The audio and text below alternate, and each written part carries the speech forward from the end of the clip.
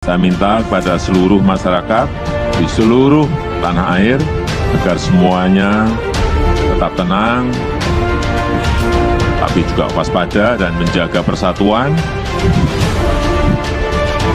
Dan kita semuanya bersatu. 是向前看，朝前走，反对歧视性、排他性做法，以意识形态划线，搞地缘政治小圈子，终究是没有前途。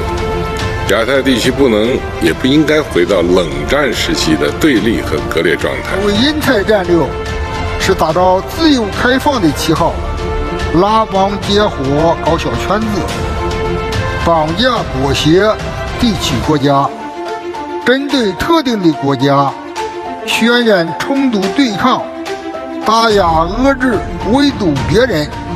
That is, I can see it no other way than an act of intimidation, one that is unprovoked, unwarranted, and Australia will never accept such acts of intimidation.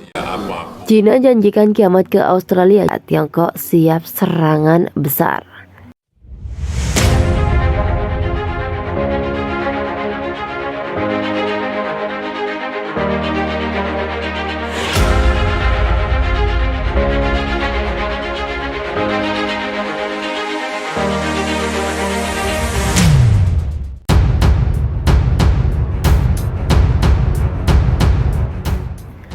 China memberikan ultimatum mengerikan kepada Australia, tak tanggung-tanggung. Ancaman yang dilontarkan China atau di Indonesia disebut juga Tiongkok itu menjanjikan akan memberikan kiamat kepada Australia. Ancaman itu digaungkan China terkait isu kemerdekaan Taiwan. China telah mengeluarkan peringatan mengerikan kepada Australia dengan menyatakan bahwa serangan barat akan segera terjadi. Mengutip kontan.co.id yang merangkum Daily Mail, seorang mantan pejabat China telah mengancam Australia dan Amerika Serikat secara bersamaan bahwa akan terjadi kiamat jika kedua negara itu bergerak untuk melindungi Taiwan dalam konflik militer. Victor Gao yang pernah menjadi penerjemah pemimpin komunis Deng Xiaoping dan sekarang menjadi juru bicara pemerintah China memperingatkan kekuatan barat untuk tidak ikut campur dalam upaya China untuk mencaplok wilayah yang disengketakan 180 km di lepas pantainya. Dia menambahkan jika Australia memutuskan untuk berperang bersama dengan tentara Amerika Serikat dalam upaya menghentikan upaya reunifikasi antara daratan China dan Taiwan, China, maka akan terjadi hal terburuk yang dapat diimpikan, yakni perang antara China dan Amerika Serikat. Itu akan segera meningkat di luar kendali dan itu akan menjadi kiamat, dan kiamat, tegasnya.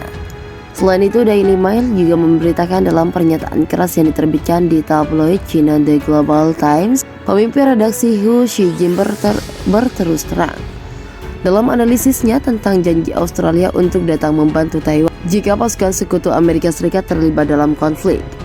Jika pasukan Australia datang untuk berperang di Selat Taiwan, tidak dapat dibayangkan bahwa China tidak akan melakukan serangan berat terhadap mereka dan fasilitas militer Australia yang mendukung mereka, cuit Xijin. Jadi Australia seharusnya lebih siap berkorban untuk Pulau Taiwan dan Amerika Serikat, tambahnya. Kata-kata tidak menyayangkan itu diyakini terkait dengan pernyataan yang dibuat oleh Menteri Pertahanan Australia Peter Dutton pada hari Jumat, di mana ia mengisyaratkan pasukan Australia akan turun tangan dan membantu Amerika Serikat jika Taiwan diserang oleh China.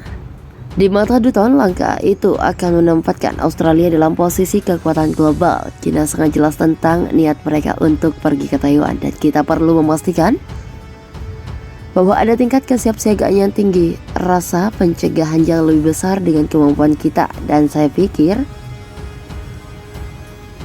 itulah cara kita menempatkan diri dalam posisi yang aman, yakni posisi kekuatan, katanya kepada The Australian.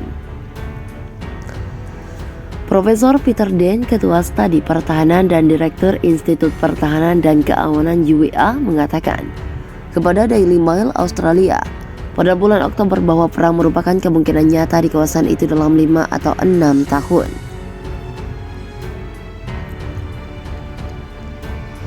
Dia menambahkan dirinya melihat situasi akan menjadi jauh lebih berisiko dalam beberapa tahun terakhir di bawah kepemimpinan Xi Jinping karena dia menjadi lebih otoriter. Tetapi Dean mengatakan hal itu adalah apa yang disebut perang zona abu-abu saat ini dengan China mengisyaratkan sikapnya atas zona identifikasi pertahanan udara Taiwan yang menimbulkan risiko terbesar saat ini bagi keamanan dunia.